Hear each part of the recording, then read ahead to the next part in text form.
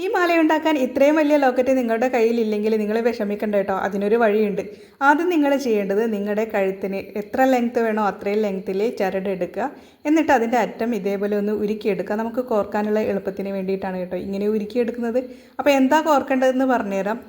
ഇതാണ്, ഈ ഒരു മുത്താണ്. കുങ്കുരു എന്നാണെന്ന് തോന്നുന്നു ഇതിന് പറയാൻ, എനിക്ക് കറക്റ്റ് അറിയില്ല കേട്ടോ.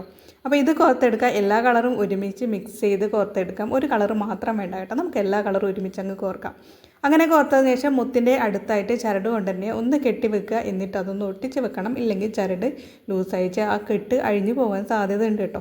അപ്പോൾ അങ്ങനെ ഒരു സാധ്യത ഉള്ളത് കൊണ്ട് തന്നെ ഒട്ടിക്കാൻ മറന്നു പോകരുത്. എന്നിട്ട് ചെയ്യേണ്ടത് ചരടിൻ്റെ രണ്ടറ്റവും കൂട്ടി കെട്ടുക.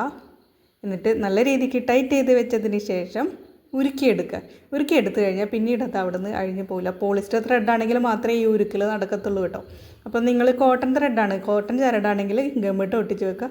ഇതാണ് ഫൈനൽ റിസൾട്ട്. ഇനി നിങ്ങൾ പറ, വലിയ ലോക്കറ്റ് ഇല്ലെങ്കിലും ഇത് കാണാൻ ഭംഗിയില്ലേ? കമൻറ്റ് ചെയ്യണേ.